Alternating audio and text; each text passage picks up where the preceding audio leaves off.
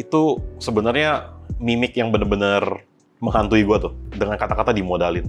Gue ada surat keterangan miskin waktu zaman SD. Minta dibebaskan dari uang pangkal dan hanya sanggup bayar uang sekolah 200.000 per bulan. Tapi gue kebalik. Kalau gue punya jam, meskipun gue tahu ini hold value, tapi gue nggak pikirin value-nya. Gue beli, ini jam-jam yang ada di depan lu ini, amit-amit lah ya, kalau if nothing happen to me, gue nggak akan jual gitu, seumur hidup. Hai all, welcome back to JJ Talks. Hari ini kita kedatangan Bos Willy nih. Halo bro. Bro Willy, bukan Bos Willy. Jangan bos. Jadi buat kalian yang belum tahu, kalau Bro Willy ini siapa, dia itu yang pemiliknya KJV Motorsport. Ya. Pasti pada denger dong. Kenapa gue bisa awalnya kenal sama Bro Willy ini?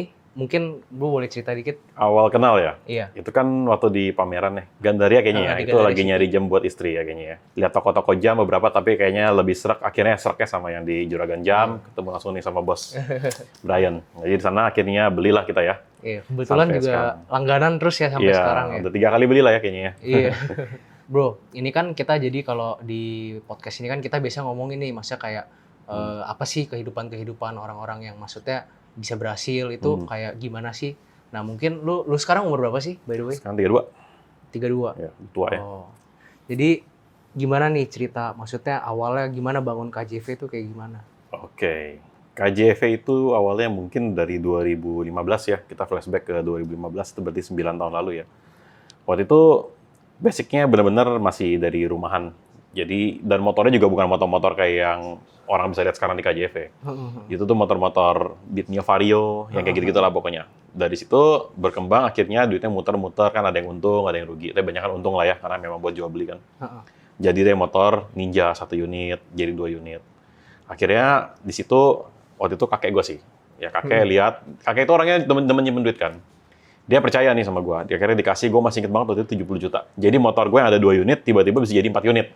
Oh. Nah, di situ baru muter-muter lagi sampai sekarang. Kurang lebihnya begitu. Karena kalau sekarang gue lihat kan mainly fokusnya itu di motor gede ya. Sekarang hampir semuanya motor gede. Memang semuanya motor gede. Semuanya motor gede. 150 sampai 650 cc lah. Tapi kalau motor tuh sebenarnya marketnya tuh kayak gimana sih, Bro? Motor itu marketnya lucu karena dia banyak yang beli motor juga gara-gara FOMO. Jadi waktu zaman-zaman kita dulu kan banyak ada sinetron motor gitu kan. Kayak anak jalanan, ya itu langsung jual naik. Nanti pas sinetron udah turun, banyak yang mau jual. Tapi so far sampai sekarang stabil sih ya kayaknya. Stabil. Karena nggak tahu sih, gue nggak tahu ya. Cuma harusnya sih KJV itu market leader sih di Indonesia. Jadi kalau nyari motor-motor bekas yang sport itu biasanya nyari KJV. Kita kan kirim bahkan sampai Merauke bro. Iya, Jadi iya. Aceh, Merauke, sampai NTT, Maluku itu setiap bulan pasti ada pengiriman ke sana. Jadi orang pada tahu kita lah. Jadi stabil lah, dibilang grow banget enggak, cuma stabil kalau motor. Tapi apa yang bikin lu tiba-tiba, maksudnya awal-awal zaman dulu kan kayak, gue pengen main motor gitu. Apa yang bikin itu? Soalnya dulu gue gengsinya gede sih ya. Dulu itu tuh kan kalau cowok deh punya duit belasan atau puluhan juta lah. Beli apa yang kelihatan? Pasti kendaraan. Belasan puluhan juta? Enggak, belasan juta apa? Belasan. Kendaraan apa? Motor. Mobil kan nggak bisa bro. Iya. Jadi ya udah dari situ akhirnya ya kan juga pakai dong. Kita kan dulu kan masih pacaran ya mau naiknya motor yang bagus dong. Masa naik Supra kan nggak lucu gitu. Ya kayak gitulah. Akhirnya dari situ hobi jadi jual beli. Jadi berawal dari hobi, Ya. terus lama-lama jadi jual beli Betul. gitu ya. Kan dulu juga masih bocah banget lah ya. Jadi jual suka rugi, suka banyak pelajaran yang didapat. Oh kalau gini, case-nya seperti ini berarti harus begini. Dulu kan belajar kita dari benar-benar dari awal ya. Berarti lu udah dari 2015, sekarang 2024, berarti udah mau 9 tahun. 9 tahun. Nah itu gimana tuh? Maksudnya perjalanannya itu selama 9 tahun tuh ups-nya gimana, downs-nya gimana? Sebenarnya 9 tahun ini kan nggak selalu motor ya. Bahkan sekarang bisnis utama gue udah bukan motor. Jadi waktu itu kita bukan pivot sih ya, jadi jatuhnya ke ekspansi ya. Karena istri gue kan hobi di kecantikan. Dulu kita sempat galau tuh mau buka kayak skincare kah, atau mau buka kayak sejenis kayak klinik atau gimana. Akhirnya kita mutusin buat terjun ke hair care. Keratin treatment. Jadi sekarang itu gue itu salah satu founder dari Picaru. Nah dari Picaru ini gue sama istri. Dan kita barangnya itu kita formulasi sendiri. Nah belakangan di 2024 ini dari pertengahan kita udah merembet lagi ke manufaktur. Jadi sampai barangnya pun kita yang bikin sendiri. Kalau dulu kan kita cuma beli bahan baku, formulasi. Kalau sekarang nggak, kita udah bikin sendiri. Jadi udah sampai manufaktur full lokal di Indonesia. Di Picaru itu, jadi maksudnya itu apa tuh? Hair treatment? Hair care, jadi lebih ke wanita ini. Tapi cowok juga banyak beli loh, lucu. Cowok juga banyak beli.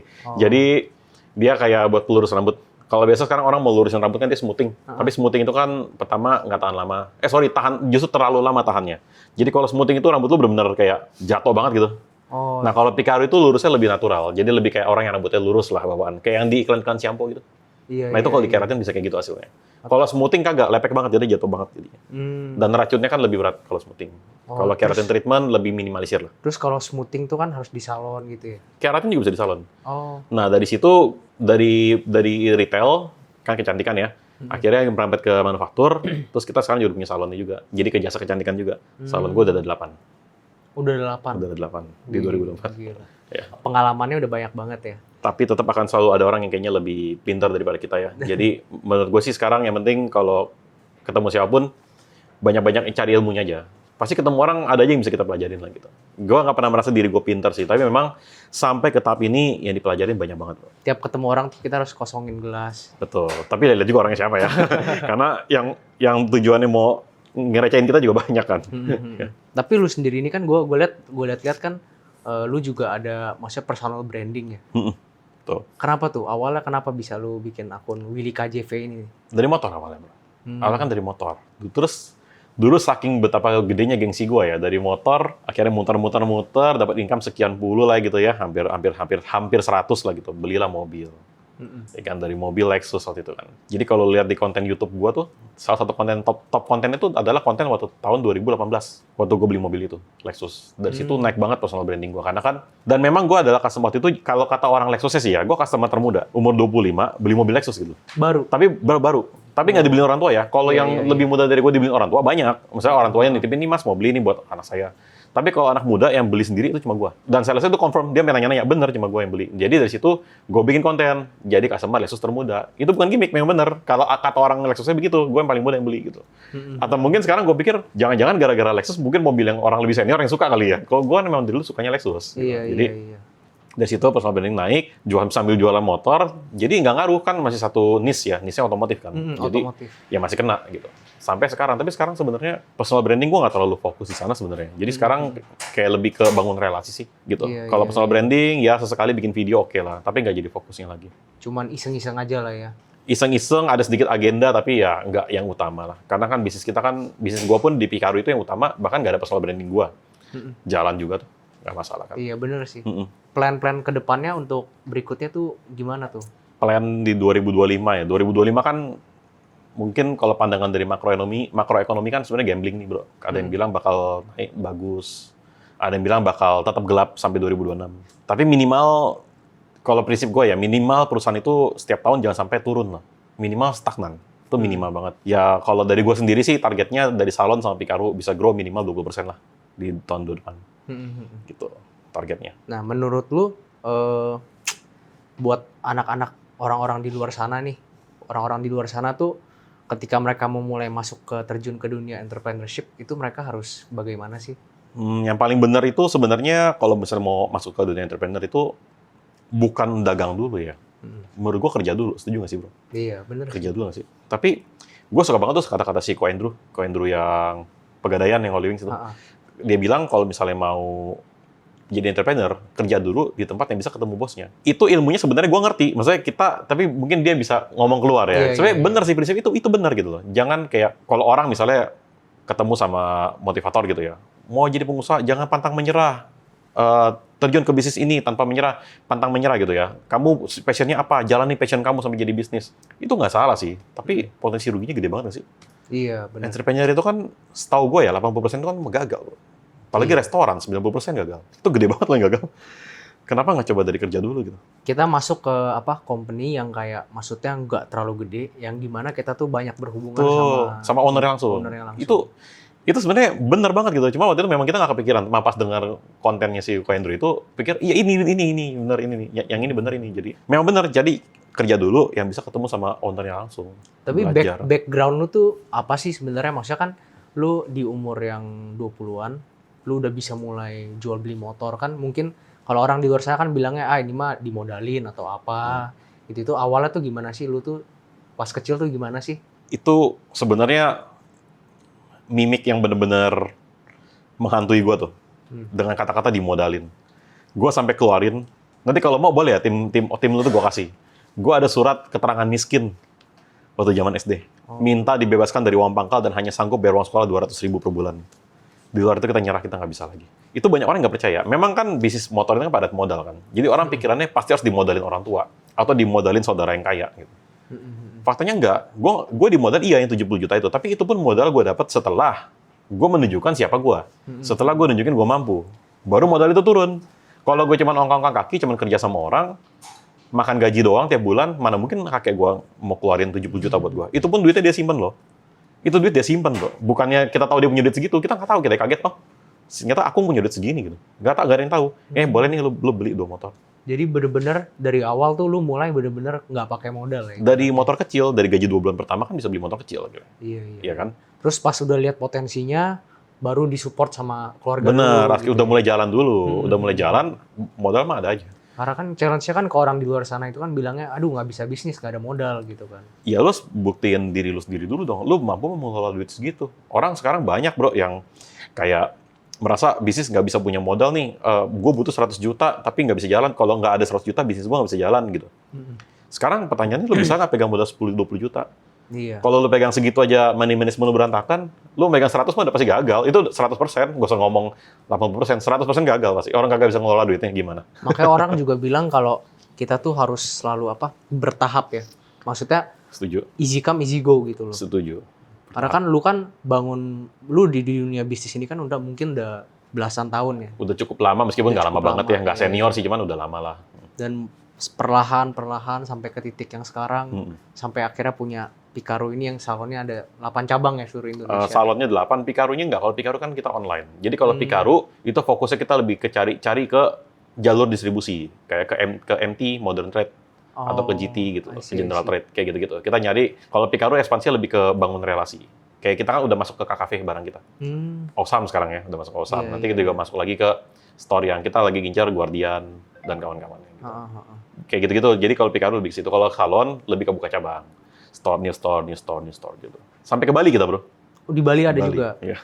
Berarti seluruh Indonesia lah Dari ya? tukang motor ya. Stigma tukang motor kan jelek kan, tukang motor gitu. Gue direndahin juga tuh waktu sama teman-teman atau saudara gitu yang dengar jualan motor gitu. Apa sih jualan motor? Iya. Lebih keren jualan motor atau lawyer gitu? Iya, beda. Keren mana? Keren lawyer lah. Padahal kerja ya lawyer ya. Atau dokter gitu. Ya kan, kalah keren kan. Karena memang image-nya ya, maksudnya kayak ya dagang motor kayak gitu. trader kali ya mungkin. Trader, ya. Perantara gitu ya. Mungkin orang lebih ke situ mungkin orangnya. Iya. Tapi lu sendiri ini, menurut lu nih, untuk bidang, kita kan sama nih kurang lebih ya. Kita kan maksudnya jual beli lah. Itu gimana sih prospeknya? Kita bisa bilang prospek kita akan berhubungan erat sama relasi dan trust. Karena yang kita pegang ini currency kita ini trust bro. Dari showroom kita dan dari toko jam lo gitu. Ya nggak sih? Lu mungkin bisa rasain setiap bulan tuh misalnya ada customer baru, pasti ada customer baru. Tapi pasti akan ada persentage orang yang repeat. Iya. Ya itu aja yang kita benar-benar bangun dari repeatnya. Nah makanya gue sekarang di KJV kita bikin program free ongkir luar kota. Jadi orang kalau beli dari Aceh free ongkir bro. Lu lihat katalog gue nih, gue kirim motor berasa kirim jam. Padahal motor kan gede ya. Iya. Berasa kirim jam lah pokoknya. Jadi kita bisa free ongkir keluar kota. Orang tinggal bayar sesuai dengan harga yang ada di katalog, motor sampai depan rumah dia, bukan di kargo atau bukan di warehouse yang di kota dia, sampai depan rumah dia, gitu. Jadi kayak gitu kan tujuan gue, siapa tahu nih pikiran gue, dia dapat motornya, dia puas, tetangganya pada lihat kan, beli di mana? Misalnya contoh kayak motor Ninja 250 deh, kan barunya tuh mau 80 juta ya, dia beli di gue paling 55 juta, orang tetangganya kan kaget. Oh beli mahal lu ya? Oh enggak nih cuma 55. Diskonnya gede bener. Beli di mana? Oh belinya second dari Jakarta gitu. Tapi motor paling mahal yang pernah lu jual itu harga berapa sih? Motor paling mahal. Ini adalah motor paling mahal sekaligus motor yang gue pernah kena tipu. Motor H2. Itu waktu itu gue jual harga 570 ya nggak salah.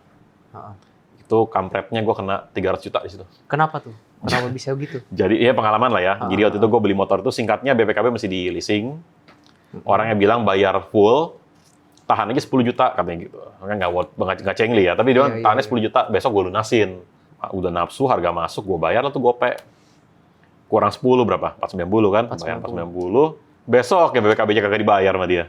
Akhirnya gue lunasin 2 kali, sisa utang masih 300-an. 200-an sorry. Ya bayar lah 2 kali Iya. ke leasing, karena kan motor itu udah laku. Udah laku lagi motornya. Jadi kan nggak mungkin gue nggak tebus gitu. Customer gue gimana gitu. Iya benar. Tetap nomor 1 tuh customer dulu. Ya iya dong. Itu duit. Tapi waktu itu 2018 kalau nggak salah bro. Itu di situ gede banget buat gue. Iya. Karena kebayang nggak? Gue modal 70 juta aja turun itu di tahun 2016.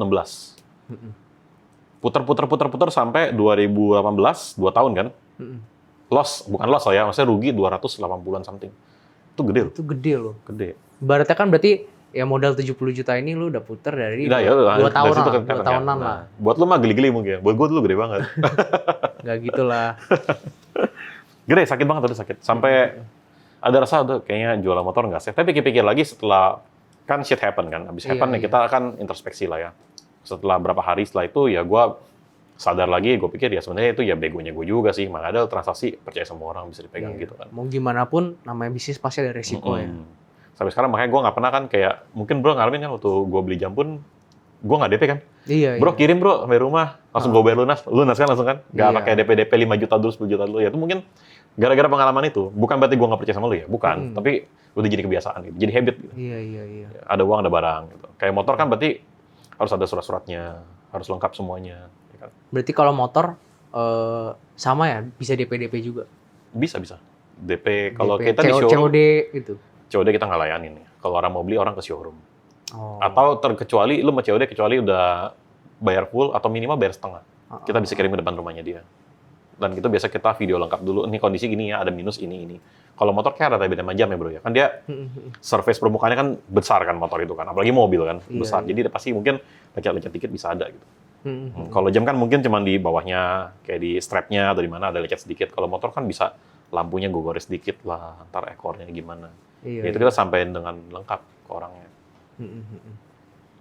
Jadi pas diantar depan rumahnya dia udah nggak komplain kan, udah tahu. Bener. Nah, sekarang kita lanjut nih ke segmen berikutnya. Ini jadi ada koleksi-koleksi jam tangannya Bro Willy nih. Nah, ini banyak banget nih, udah belanja sama kita udah 3 kali ya? 3. Emang lu tuh hobi sama jam tangan ya? Hobi sama jam tangan itu sebenarnya baru dari 2021.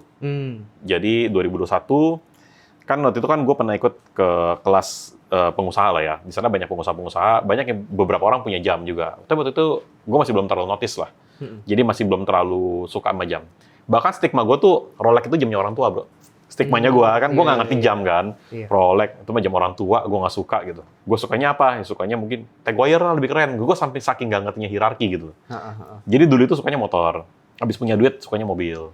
Jadi kayak Lexus. Gue pernah juga punya Porsche. Ya kan? Pernah juga punya beberapa mobil yang memang harganya lebih yang sekelas high end lah gitu. Tapi sekarang mobil juga tetap punya sih. Cuman di ngomong kalau barang luxury apa yang paling gue suka sekarang jam. Karena menurut gue jam itu yang paling paling humble nggak sih bro? Kayak paling lu pakai juga nggak kelihatan. Lu mau pakai ini harga 10 juta bisa, 1 juta bisa, 100 ribu bisa, 1 miliar bisa. Jadi lebih, menurut gue lebih humble lah. Jadi sekaligus ya TTA gitu loh. Yang tahu-tahu aja gitu ya kan. Yang ngerti-ngerti ya berarti kita mungkin satu background nih. Kita mungkin atau sorry itu saya mungkin satu level nih kita gitu. Kalau yang ngerti liatnya. Kalau yang nggak ngerti ya is okay. Beda sama mobil kan. Lu kalau bawa mobil Porsche gitu. Parkir, orang tahu nih mobil mahal gitu, nggak usah ngomong Porsche. Semua langsung liatin. Iya, gitu. Benar. Sekarang gue juga tetap suka mobil, tapi lebih suka jam sekarang. Kenapa bisa awalnya bisa suka jam tangan? Karena itu, lebih humbling itu. Menurut gue lebih humbling. Yang kedua, mobil itu bosan ya lama-lama berasa bosan. Gitu. Jadi sekarang kayak mobil sport gue udah jual. Gue malah ganti mobil yang sifatnya lebih ke luxury. Jadi lebih ke nyaman pakai. Bukan nyari orang liatin gue atau enggak gitu. Karena kalau ngomong mobil sport, lo beli kayak FT86 gope 500 juta juga orang udah ngeliatin kok. Itu mobil kan 2 pintu, ya kan? Pakai Miata yang tahun tua 300 juta juga udah bisa beli. Orang juga liatin. Tapi kalau jam itu 300 juta mungkin masih yang entry level luxury ya, level luxury ya, nah, kayak gitu-gitu. Ya Rolex yang umum lah. Iya betul. Nah tapi gue juga banyak ngobrol sih sama orang. Kalau kebanyakan di luar sana itu ngobrol sama customer gue nih, kenapa mereka suka jam tangan? Itu karena barangnya tuh kecil, tapi hold value-nya tuh yang gede dan nggak ribet. Betul. Tapi kayak kalau mobil itu kan bayar pajak tiap tahun. Betul. Urusnya BPKB, maintenance-nya segala macam. Betul. Tapi gue kebalik. Kalau gue punya jam, meskipun gue tahu ini hold value, tapi gue nggak pikirin value-nya. Jadi lu beli? Jadi gue beli kayak gue beli saham. Gue beli ini jam-jam yang di depan lu ini, amit-amit lah ya, kalau if nothing happen to me, gue gak akan jual gitu, seumur hidup. Sampai anak-anak gue gede, gue bisa kasih mereka pakai. Meskipun anak gue cewek semua. Iya. Ada kan cewek pakai Panerai, ada lah, bro. Bisa ya? Bisa pakai Rolex, Batman bisa ada aja kan? Bisa, Gue bisa aja. mau kasih mereka pakai gitu. Gue nggak mau ini dijual atau let's say ini kan Batman ya, gue beli waktu itu 230. Misalnya sekarang lagi turun kan, mungkin 200 juta, 210 gitu ya. Misalnya sambil naik jadi 300, gue juga jual lagi.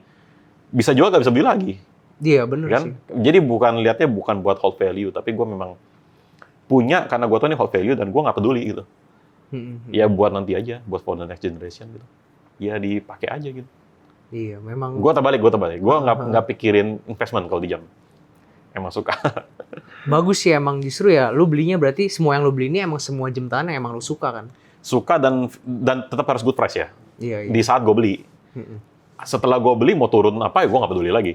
Tapi kalau misalnya kayak kan gue sudah bilang, bro ada yang good price nggak bro? Good price, gue suka, gue bisa beli. Lucu ya, padahal gue nggak peduli, tapi memang gue tetap cari good price. Karena asal suka, tapi kalau mau market price ya banyak yang jual kan. Dari negara mana juga banyak yang jual. Gitu. Kalau harga tinggi-tinggi buat apa? Iya benar. Sesuai harganya aja lah. Nah mungkin bisa diceritain bro, jam tangan pertama lu tuh yang mana? Jam tangan pertama ya. Ini nih. Jam GC. Ini kalau istri gue nonton nih, ntar videonya dia pasti ketawa nih. Jadi ini lucu banget. Ini gue ulang tahun, waktu itu kan gue nikah 2017 kan. Ini dibeli sama dia tahun 2016 kalau nggak salah. 2016. Gue nggak punya jam mahal ya, bro. Memang nggak ada jam. Paling jam gue, paling jam-jam yang ratusan ribu lah gitu. Itu pun jarang pakai kan, nggak suka pakai jam soalnya kan. Waktu itu masih bocah. Ini beli 8 juta nih kurang lebih. Lucunya, bini gue beli pakai kartu kredit gue. Jadi habis gue ulang tahun, gue yang bayar cicilannya. Digesek sama dia.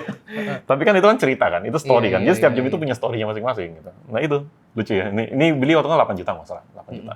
Jadi ini officially jam jutaan pertama gue. Nah ini ya. 2016. Ini udah mati juga kan tuh, tanggal jamnya udah mati. Pakai baterai soalnya dia. Gitu. Tapi ya ini jam yang nggak akan gue jual kan. Karena kan ini juga kayak dikasih sama istri lu gitu. Iya, kenang-kenangan. Terus ada jamnya. Ini jam Tag Heuer. Ini jam yang ada brand Eropa kali ngomongnya ya. Brand Eropa pertama gua ini. Swiss brand lah. Swiss brand ya. Jadi ini dulu gua pakai kerja kemana-mana gua pakai. Bahkan ini jam officially save my friend's marriage. Udah mau nikah, udah mau naik altar, pakai jam sport yang ada komputernya. Ya jam watch gitu lah pokoknya. Iya. Gua bilang, lu nggak salah pakai jam kayak gitu. Lu udah pakai jas rapi, pakai begituan. Gua bilang, tuker, gue pakai, gue kasih dia pakai. Ya jadi lebih keren lah di tangan dia kan. Iya. Ya ini jam kerja pertama gue lah, jam kerja jam bagus utama gue. Semua ada historinya ya. Kalau ini ada Breitling ya, ini endurance Ironman bahasanya. Ini gue beli buat outdoor, karena kan gue suka olahraga di luar. Jadi kadang-kadang kita kalau lagi main manjat tebing, kadang-kadang atau kalau lagi jalan-jalan ke Bali, jalan-jalan ke Lombok, ke pantai. Soalnya enteng juga ya. Enteng dan kan anti scratch, terus gitu kan benar-benar bisa buat nyelam, tapi nggak siapa yang pakai nyelam kan. Iya. Tapi ini juga anti lecet, terus ini enteng, bahannya juga kayaknya tahan lama punya ya, memang buat outdoor gitu. Iya, memang. Bener. Breitling Endurance. Iya, harganya juga hot tuh sebenarnya. Sekarang berapa harganya? Kalau second ya, mungkin 30-an. 20-30. Oh sorry, barunya 30-an. Annya berapa? Gede kan kayaknya? Iya. Gede ya. Gue beli ini 31 baru. Iya. Good deal kan? Good deal beli gitu. Retail. Secondnya mungkin 25 kali ya, 25 26 iya, mungkin 20-an lah. At least gak rugi-rugi banget lah. Iya betul. Ini juga jam gue suka banget nih. Modelnya gue suka. Waktu gue sempet galau nih mau beli yang ini atau yang oranye. Ada yang oranye kan? Oh iya. Pikirnya merah deh. Terus apa lagi? Ini ya.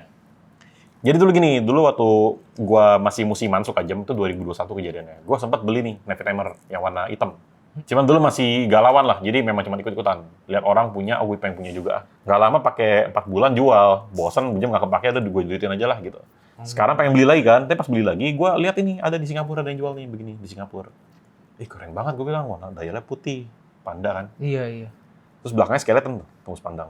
Soalnya biasanya kalau Navy Timer tuh, kalau nggak biru, hitam, itu banyak yang beredar di pasaran tuh model itu. Ini jarang kan? Iya. Lu pernah masuk bro? Pernah masuk? Masuk belum pernah. Belum pernah masuk kan? Nah ini gue beli. Ada yang jual di Jaksel sih, gue samperin. Cocok, nego, cocok, bayar, udah. Karena ini memang, nggak tau ya, gue meskipun nggak ada histori yang gimana-gimana, tapi gue sama brand Breitling, menurut gue kalau sama Navy Timer-nya, gue punya satu minimal. Nggak tau kenapa, karena nggak tau ya, mungkin karena bentuk dialnya, atau mungkin karena movement-nya atau apa. Ciri khasnya ya. Gue suka banget ya. Jadi gue sering pakai ini jam. Jadi ini jam yang salah satu yang sering gue pakai, jam ini. Terus ini PEM 104 ya.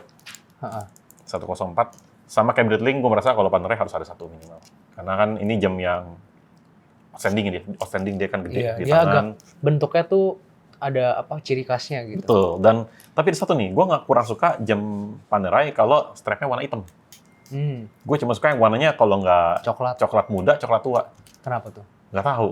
Gue kalau pakai di tangan kayaknya lebih cocok gitu ya. Iya. Lebih cocok warna ini nggak sih? Terus ini kayak matching ke celana jeans masuk banget nih. Iya, Celana jeans, celana cocok, pendek cocok. gitu enak banget, bagus banget ini. Buat casual gitu ya. Iya. Literally kalau tadi kayak gue mau kesini ya, ini gue pakai mana yang gue lihat pertama yang gue pakai. Ini main ini kadang-kadang. Kalau misalnya ini ada di depan, mungkin gue pakai ini sekarang. Gitu. Bener-bener ini kan matching banget nih ke baju aja santai kayak gini. Iya. Gue suka banget. Jadi ini gue suka aja yang bisa gue pakai daily lah, dipakai santai. Tapi kan ada nilainya juga dan orang pun bisa tahu kan, ini jam yang ada kelas lah gitu istilahnya. Ya. Terus yang ini ya, ini Batman, ini Rolex pertama gue. Rolex pertama lu. Batman. Lu beli tahun berapa tuh? 126 710 ya. 12710 ini. Ini beli ini 2021, gue beli 2022. Jadi masih baru waktu itu. Ya. Belinya di luar karena harganya lebih masuk dulu. Dulu waktu 2022 ini pasarnya berapa di Indo? 2022. Berarti itu sebelum Covid. Udah dong. Udah Covid. 2022. Kayaknya 24 something deh. Iya, sempat naik. 24 25 something kalau nggak salah ini. Iya. Ini gue beli di Taiwan 230. Jadi pada masa itu Good price. Pada masa itu ya. Iya. Ini jam Rolex pertama gue. Jadi benar-benar jam yang waktu itu pakai sayang-sayangan, jarang-jarang dipakai. Kalau mau ketemu orang atau meeting baru dipakai. Gitu. Bener-bener ada apa namanya? Ada ininya ya. Iya. Sentimental value-nya. Dan gue sekarang tapi ini lu boleh kabarin gue juga bro. Gue lagi nyari Pepsi Jubil. Jubil. Yang good deal ya. Yang good deal ya. Iya. Tuh lihatnya juga lagi. Aduh. Lebih bagus pada ini ya. Iya. Sempat ada tergoda sih buat kayak tuker tambah aja. Jadi kan nggak keluar di terlalu banyak. Tapi pikir-pikir ini jam Rolex pertama gue loh. Ya kita gue bilang kan. Iya. Ada historical value-nya gitu. Sayang gitu ya. Masa dijual sih gitu. Lu ketahuan banget maksa gitu. Mau beli nggak mau keluarin duit cuma mau tuker tambah gitu. Kalau menurut gue sih gitu ya di jamnya. Karena kan ini something yang nanti mungkin kalau gue udah punya cucu pun gue bisa kasih lihat gitu. Nih jam pertama kakek nih nak. Iya. Gitu loh. Terus ini ada. Nah, Coba bukanya nih bro. Ini koleksinya. Yang paling jarang dipakai lah. Yang jarang dipakai. Ini ada AP 25721 ya itu ya. Iya. 25721 ROO. Nah ini belinya sama gue nih. Ya, Bos Brian. Kenapa Good deal. dulu lu beli ini? Karena good deal dan dialnya putih. Kalau lu kasih gue good deal dial hitam, gue juga nggak akan beli bro. Karena gue nggak gitu. Lu emang sukanya dial putih ya berarti ya? Nggak tahu. Gue harus lihat bentukannya dulu pokoknya. Bentukannya gue cocok, beli. Jadi waktu itu tuh emang lu lagi nyari AP, kebetulan gue ada yang good deal. Betul. Gue sukanya pokoknya barangnya gue suka bentukannya gitu. Kalau bentukannya gue suka baru itu. Terus itu juga jam yang ini bro, AP-nya itu. Kalau di tangan kelihatan banget pakainya ya. Iya. Kelihatan banget di tangan gitu. Kalau RO itu kan dia AP banget gitu. 42 kan, gagah gitu, manly. Betul. Dan sama ini juga jamnya, lu pakai baju apa juga masuk gitu. Iya. Pakai kemeja boleh, pakai baju gini boleh, celana pendek boleh. Nah, terus ini ada Datejust 41 Rose Gold Wimbledon nih. Ini kayak baru nih. 126331. 126 331. Yang paling recently beli yang ini ya? Paling terakhir beli, terakhir beli itu Breitling ini. Ini terakhir beli. Oh, yang ini. Ini paling terakhir beli. Karena kan ini barangnya kan juga jarang banget. Iya. Ini sekalinya ada, ya GPL gitu. Emang lagi emang suka kan. Ini ada yang jual di Singapura bro, cuma harganya juga lebih tinggi kayaknya. Di Singapura. Ini menurut gua sih ya, menurut gua ini jam gua sekarang yang paling ganteng ini. Paling cantik gitu juga. Jadi, tapi pakainya, occasion buat pakainya nggak banyak gitu ya. Jam kayak gini. Datejust 41 tuh emang paling cocok tuh kalau untuk acara formal, di mana pakai jas atau pakai batik gitu. Sebenarnya pakai celana pendek sama kaos juga Masuk aja sih, tapi iya. lo kayak OKB kan? Soalnya Kayak ini OKB kayak sih. warnanya itu agak apa? Mungkin flashy. Gitu. Flashy ya. Dan kalau jet jas tuh harus yang fluted ya. Iya. Kalau nggak itu fluted, aduh. lebih apa kilau-kilaunya jadi kelihatan. botak ya kayaknya ya. Nggak gitu bagus. Ini rose gold ya. Waktu itu gue galau tuh mau ambil rose gold atau yellow gold. Pikirnya ambil yang rose gold ya. Dan gue paling suka dial ini di Datejust Wimbledon. Iya. Emang Datejust Wimbledon itu salah satu Datejust yang paling apa? Value-nya paling oke. Value paling oke ya. Dari tenis ya, bisa jadi kayak gini ya. Iya. Hebat. Sama satu lagi yang gue lagi cari, mint green. Yang 41 Datejust mint green. 41 mint green ya. Itu gue juga lagi, kalau ada yang good deal gue pengen beli. Dua itu aja sih. Kalau yang lain kayak, orang suka juga yang dialnya warna putih lah, yang warna biru, gue kurang suka sih. Kalau biru itu Sky Dweller. Bagus. Iya. Tapi kalau Datejust, enggak sih. Gue sukanya ini mah green. Nah, next goal lu untuk ngambil jam tangan apa nih nextnya nih? Lu ada dream watch gak sih? Dream watch ya. Mm-mm. Menurut gua yang nanti mungkin tahun depan lah ya, lihat bisnis juga kan bro. Karena kan kalau beli jam itu kan kita bukan perkara punya duit atau kagak kan, bener ya pasti kan. Bener. Ada alokasinya atau enggak, ya kan? Iya. Bener kan? Bukan masalah duit nih, masalah alokasi. Tapi menurut gua yang nanti bisa gua pengen harus punya itu adalah Royal Oak satu. Royal Oak yang Stainless steel stainless. yang belakangnya blue, ya. Atau yang rose gold. Mm-mm. Antara dua itu. Terus the next udah pasti harus punya Nautilus. Nautilus ya steel atau gold juga, antara dua itulah. Cuman Iya. kalau di gua sampai sekarang yang belum yang paling jadi impian itu kalau di Rolex ya ada dua sih. Rolex itu John Mayer. Ya, satu John Mayer sama Platona. Platona. Iya. Oke.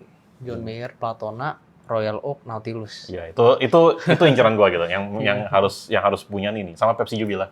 Iya, Kalau yang lebih affordable-nya ya Pepsi Jubilee. Tapi yang belum sampai sekarang belum sampai di kepala gue itu RM sih. Bukan maksudnya masalah suka atau nggak suka. It's a good watch lah. Pasti bagus lah itu jam yang mahal kan, enteng, pasti materialnya juga top tier lah. Tapi dengan dana segitu ya, mending gue beli semua yang gue mau itu loh. Jadi belum ada di kepala gue untuk memiliki Iya. satu buah RM gitu. Karena memang RM itu sebenarnya ya, RM itu brand yang umurnya tuh masih baru loh. Kalau lu tahu ya historinya jam tangan. Kalau Patek, Rolex, AP, kenapa harganya itu bisa setinggi itu? Marketing genius. Dia karena maksudnya brandnya pun juga ada eksis dari tahun 1800-an, 1900-an, udah lama banget. Sedangkan Richard Mille itu, kalau nggak salah dia di tahun 2000 awal. Iya. Jadi brandnya tuh masih baru banget, dia bikin gebrakan, inovasinya tuh gila banget. Dan ya sampai sekarang itu yang paling mahal malahan. Tuh, Gitu. makanya menurut gue itu di kepala gue masih belum sampai punya itu karena harga terlalu tinggi ya mungkin. Harga terlalu tinggi dan dengan uang segitu bisa beli semua yang gue beli di tier-tier di bawahnya gitu. Iya, Dan nggak semua orang cocok loh dengan jam yang bentukannya seperti itu.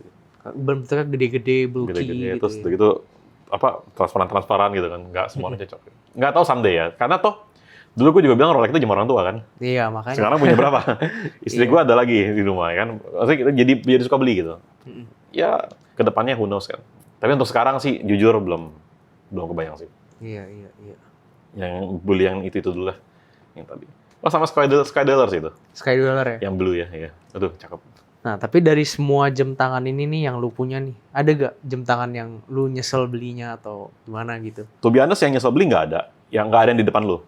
Tapi kalau yang nyesel beli gara-gara ikut-ikutan ya itulah pada zaman 2021 lah. Jadi mungkin dari sisi hobi belum terlalu hobi, terus dari keuangan mungkin juga belum terlalu matang. Tapi gara-gara orang ikutin gengsi kan, ikutin gengsi beli, ikutin gengsi ini beli. Pas zaman-zaman Rolex harganya naik terus itu ya?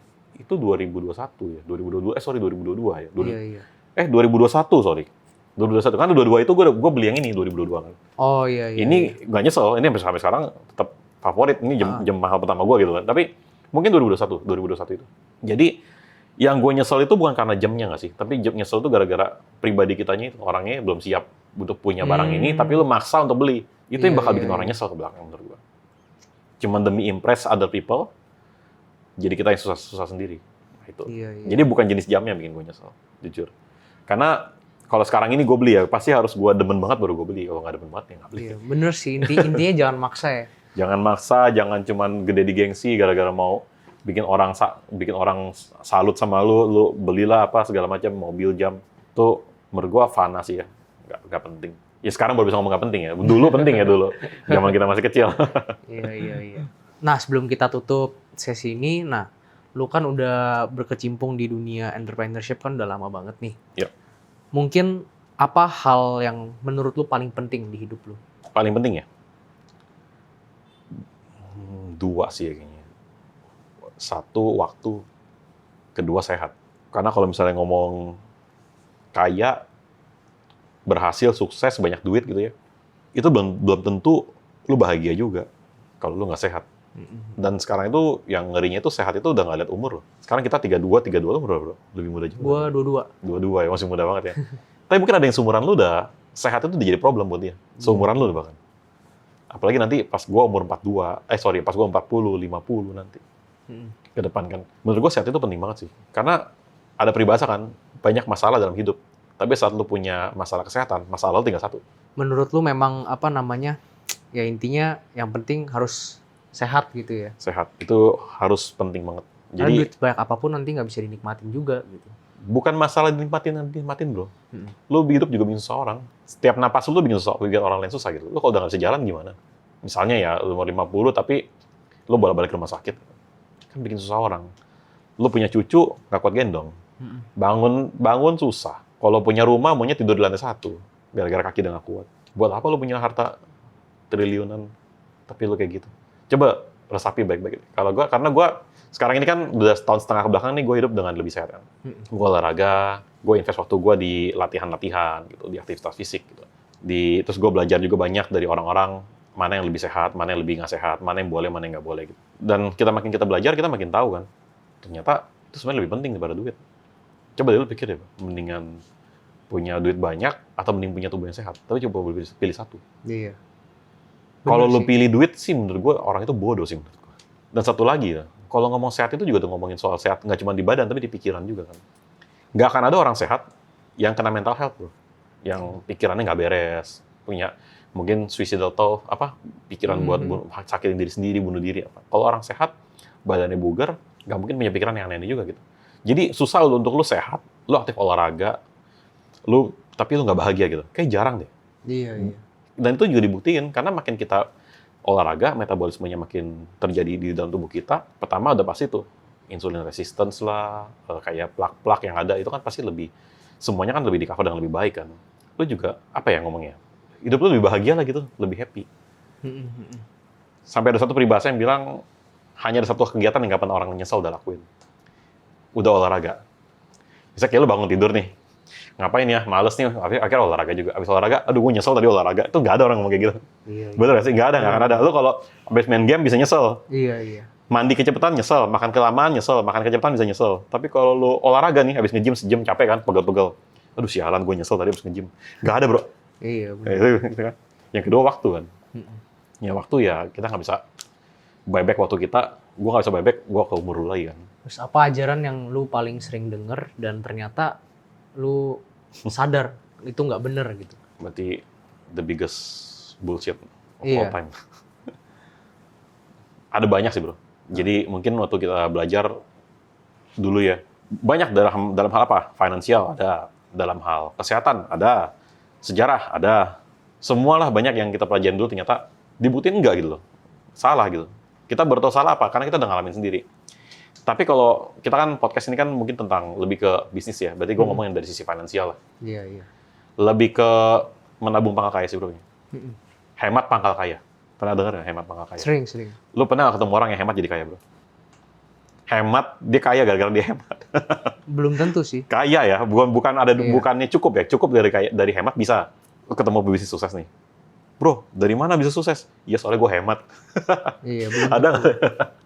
belum tentu itu. Nggak pernah bro. Mana ada. Lu kalau mau kaya, ya lu naikin income lu. Mana ada orang hemat jadi kaya. Lu kebayang sih adik-adik kita yang baru lulus SMP, SMA gitu. Mereka lulus dengan membawa doktrin itu gitu. Yang ternyata sebenarnya nggak benar gitu ya. Nggak mungkin mana ada orang hemat jadi kaya bro. Iya. Lulus SMP, SMA, kerja, misalnya kuliah kerja, atau kuliah sambil kerja, atau mungkin self-employed, kerja sendiri, dengan doktrin itu. Jadi mereka pikir, gua sisihin ini, biar gua kaya. Ujungnya apa? Kecewa. Iya. Kok nggak kaya-kaya? Ya gitulah. Oke, terima kasih semuanya yang udah nonton. Thank you Bro Willy udah datang ke sini. Sama-sama bro. Habis ini kita belanja ya. Boleh. Ntar Good deal ya. Good deal pasti. Oke, sip. Ntar buat yang penasaran, Instagramnya Ko Willy mungkin boleh di follow @willykjv ya. Iya, di sini. Follow aja.